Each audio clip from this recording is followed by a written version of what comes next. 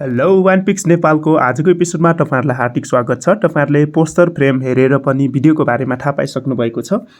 आज म चाहिँ CapCut भिडियो एडिटरमा कसरी ग्रीन स्क्रिन प्रयोग गर्ने तपाईहरुले भिडियो एडिट गरिरहनु भएको हुन्छ र यदि तपाईहरु सिकार हुनुहुन्छ र ग्रीन स्क्रिन कसरी प्रयोग गर्ने भनेर तपाईहरु अलमलमा हुनुहुन्छ भने आजको एपिसोडमा त्यही रहनेछ र भिडियो चाहिँ कृपया अन्तिमसम्म हेर्नुहोला र यो ग्रीन स्क्रिन अथवा क्रोमा की प्रयोग गर्न अलिकति ट्रिकी जस्तो लाग्यो।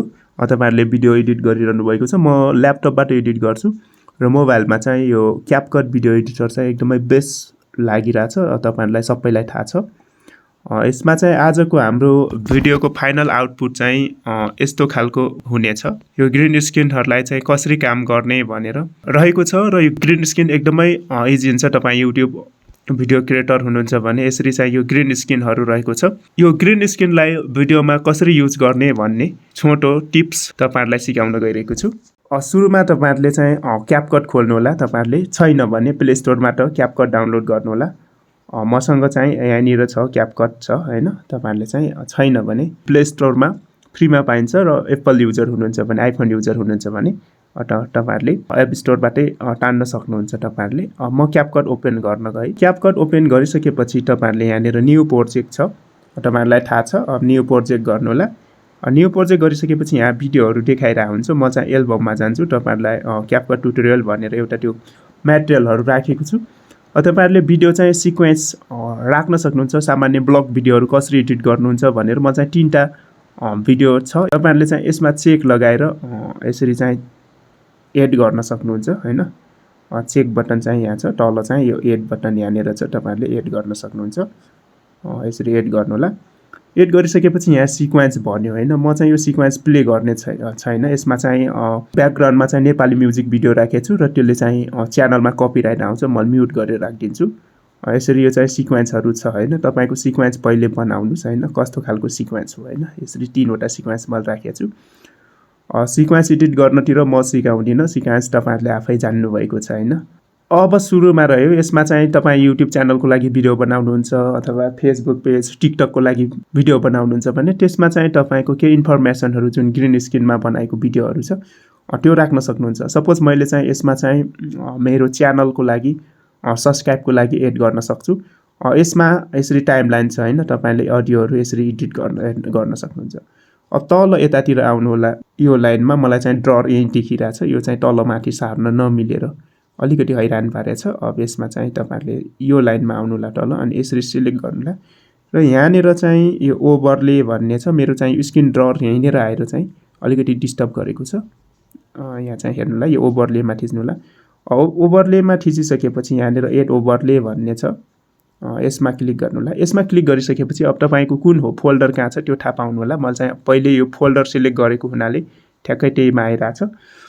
अब म चाहिँ मेरो च्यानलको सब्स्क्राइबको लागि राख्नु पर्यो भनेपछि योलाई एड गरे अनि यसमा चाहिँ तपाईले एड बटनमा थिचेर एड गर्नु होला। यो आयो तर यतातिर यो छेउछाउतिर यो साइडतिर र यो साइडतिर अलिकति चाहिँ ग्याप देखिया छ।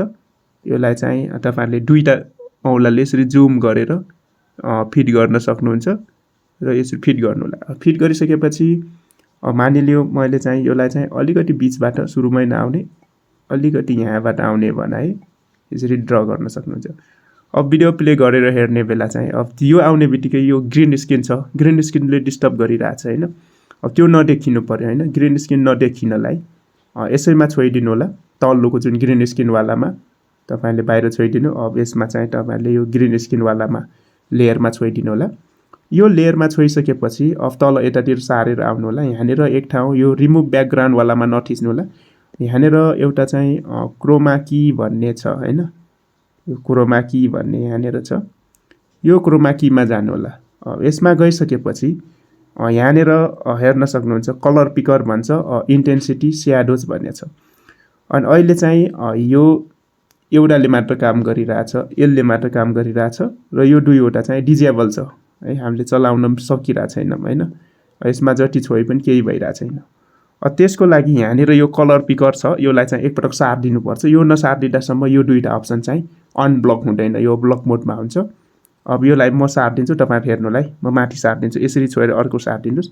अब दुईटै के भयो अनब्लक भयो कलर इन्टेन्सिटी छ अर्को चाहिँ स्याडो छ यो दुईटै चाहिँ अनब्लक भयो अब त्यसपछि तपाईले गर्नुपर्ने माथि पिकअप यसरी सार्दिनु भयो पिकअप कुन कलर पिक गर्ने जस्तै मलाई चाहिँ सेतो भने सेतो भइराछ सर्कलमा देखाइराछ हैन यो ग्रीन तिर लाग्यो ग्रीन नै देखाइराछ यो ब्ल्याकमा लर राख्यो ब्ल्याक पिक गरिराछ अब ग्रीन स्किन भएकोले मैले माथि छ यो ब्याकग्राउन्डमा हटाउन खोजे त्यो पिकअप गरिसकेपछि तपाईहरुले इन्टेन्सिटीमा आउनु होला यो इन्टेन्सिटीमा आइसकेपछि अब तल एउटा चाहिँ यो स्लाइडर छ हैन यो स्लाइडर सारेर यताउता इन्टेन्सिटी तपाईहरुले आवश्यकता अनुसार बनाउन सक्नुहुन्छ म सार्दिदै जान्छु यो इन्टेन्सिटी हेर्न सक्नुहुन्छ तपाईहरुले कति चाहियो अब 100% नै हो भने 100 अब कतिको चाहियो हैन इन्टेन्सिटी तपाईहरुले मेन्टेन गर्नु होला म 100% नै राखेर लास्टमा टिक लगाइदिए अब टिक लगाइसकेपछि अब ग्रीन स्किनले काम गर्यो यसरी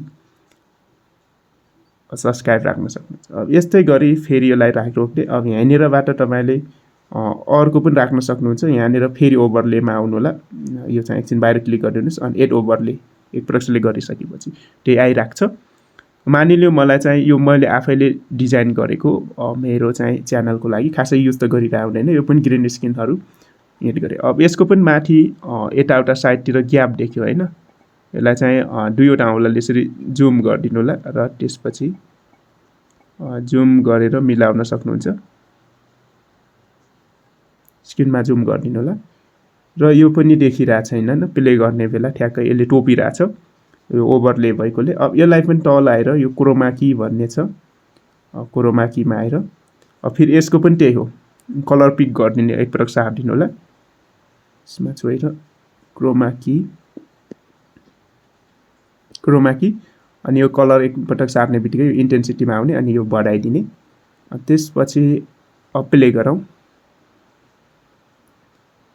यो आइराछ हैन यो अलिकति यसको चाहिँ तपाईको अगाडि चाहिँ अननेसेसरी पार्टहरु छ काम नलाग्ने भागहरु म चाहिँ यसरी गरेर यसलाई चाहिँ यसैमा क्लिक गरेर यहाँ स्प्लिट छ स्प्लिट गर्दै अनि स्प्लिट गरिसकेपछि नचाहिनेलाई सिलेक्ट गर्ने अनि यता चाहिँ डिलिटबाट डिलिट गर्दै अनि मलाई चाहिँ यो अलिकति यता चाहियो यहीबाट चाहियो ल यता लिएर राख्दै अब एउटा सकिन्छ अर्को आउँछ हैन त्यसपछि त्यो आयो अब यो लास्टको पनि अननेसेसरी पार्टहरु छ यसलाई पनि स्प्लिट गरेर लास्टको पार्टलाई चाहिँ मैले डिलिट गर्दिन्छु डिलिट गर्दै यो पनि भयो अब प्ले गर्नुला सपोज यसमा एउटा यो चाहिँ अलिकति स्पिड चाहिँ मलाई स्लो भएर डिस्टर्ब गरिराछ यो स्पिड चाहिँ यहाँबाट स्पिड छ यो स्पिडबाट चाहिँ नर्मल छ यो नर्मलबाट तपाईहरुले स्पिड चाहिँ अलि बढाइदिनु म 2x बनाइदिन्छु स्लो बनाउने भने यतातिर लैजानु होला फास्ट बनाउने भने यतातिर लैजानु होला हैन यो चाहिँ मैले चाहिँ 2 टाइम्स फास्टर गर्दिन्छु र ओके गरे अब अलि छिटो हुन्छ हैन अहिले छिटो आयो हैन अब यहाँबाट तपाईहरुले यसरी स्पिड पनि मेन्टेन गर्न सक्नुहुन्छ ग्रीन स्क्रिन भिडियोको यसमा फेरि अर्को छ यो चाहिँ मस्तै ठुलो भएर पछाडी भिडियो देखिरा छैन हैन यसलाई चाहिँ यसरी दुईटा स्क्रिनले यसरी जुम गरेर सानो बनाउन सक्नुहुन्छ हैन मैले यसरी सानो बनाएर यसरी चाहिँ स्केल पनि दिइरा हुन्छ स्केल दिने बेला ट्याक्क छाड्दिनु होला अब सानो आउँछ हैन भिडियो छोप्दैन हैन यो चाहिँ सब्स्क्राइबको लागि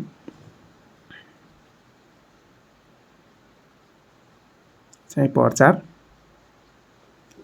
त्यसपछि अझै एउटा पनि थप्न सक्छु यहाँ चाहिँ एक प्रकार सेट गरिसकेपछि जति पनि हुन्छ अब फेरि यता चाहिँ ओभरलेमा आउनु होला एकदमै तन्नै अप्सनहरु छ तपाईहरुले प्रयोग गर्न सक्नुहुन्छ यो भिडियो एडिटिङ मोबाइलबाट जसले भिडियो एडिट गर्नुहुन्छ तपाईहरुको लागि यो चाहिँ एकदमै उपयोगी रहेको छ मलाई अर्को चाहिँ सब्स्क्राइब यो मैले नै टाकाटुकुन गरेर एड गरे हो कस्टम सब्स्क्राइब बटन आफैले बनाओ यसलाई पनि युज गर्नु पर्यो हैन अब यसलाई पनि त्यही हो भने माथि अलिकति यो ओभरले भइराछ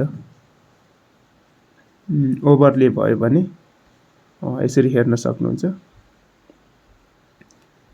योलाई पनि उठाएर यसकै पछाडी राख्दिम हैन माथि तलै राखे पनि ठिकै छ अर्को लेयरमा त्यसपछि अब यसलाई पनि राख्दिनु पर्यो यो पनि ठुलो देखिराछ हैन पहिले यसलाई चाहिँ ग्रीन स्क्रिन लगाइदिम एडजस्ट नगरे पनि यसको फरक पर्दैन क्रोमा कीमा आउनु ल क्रोमा की अनि त्यसपछि यसलाई पनि कलर पिक गर्दिनु ल अनि त्यसपछि इन्टेन्सिटीमा आएर 100 गर्दिनु ल त्यसपछि अब तपाईहरुले यसलाई चाहिँ प्ले गरेर हेर्न सक्नुहुन्छ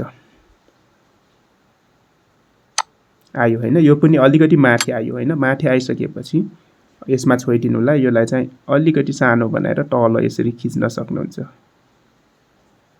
अब सबै सरर प्ले गरेर हेरौँ।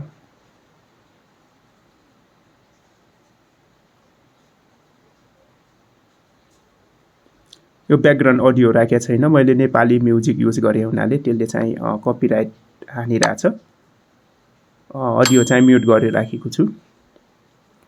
यसरी तपाईहरुले चाहिँ युट्युबको लागि यसरी ग्रीन स्क्रिन युज गर्न सक्नुहुन्छ। त्यसपछि एक्सपोर्ट गर्न त तपाईहरुले जान्नुभएकै छैन। यताबाट 4K 2K कतिसम्म छ। तपाईको सबै एडिट गरिसकेपछि यहाँनिर लास्टमा यो इन्डिङ भनेर एउटा दिया हुन्छ। यो क्यापकटले आफै राख्दिया हुन्छ कि यसलाई चाहिँ यसरी तपाईको यो इन्ड स्क्रिन भन्ने छ। यसलाई चाहिँ तपाईहरुले ट्याब टु एडिट भन्छ हैन। यसलाई चाहिँ यसरी सिलेक्ट गर्नु होला। यो लास्टको इन्डिङ भन्ने छ। यो चाहिँ सबैको भिडियोमा देखिरा हुन्छ। यो चाहिँ राम्रो मानिदैन, उले अटोमेटिक राखिदिरा हुन्छ। यसलाई चाहिँ डिलिट गर्नु होला। डिलिट गरेर तपाईको आफ्नो कस्टम छ भने राख्नु होला, नभए यतिकै राख्दिनु। अनि त्यसपछि माथि चाहिँ यो छानेर कतिको राख्ने हो तपाईको भिडियो क्वालिटी अनि तपाईको डिभाइस क्यापेबल छ कि छैन हैन। मेरो चाहिँ 4K सम्म क्यापेबल छ, त्यो अनुसार हुन्छ। र त्यसपछि माथि यसमा थिचेर तपाईहरुले एक्सपोर्ट गर्न सक्नुहुन्छ। अब यो भइसकेपछि डन गरिदिनु होला। डन गरिसकेपछि यहीबाट प्ले गरेर पनि हेर्न मिल्छ यहीबाट। म चाहिँ ग्यालेरीमा गएर प्ले गरिदिन्छु। यहाँनिर आइसकेको छ। यही हो हामीले भर्खरै एडिट गरेको भिडियो।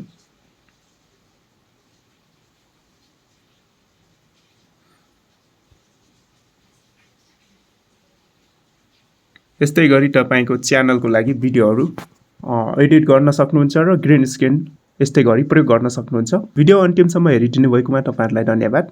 यदि तपाई च्यानलमा नयाँ हुनुहुन्छ भने च्यानललाई सब्स्क्राइब गरिदिनु होला।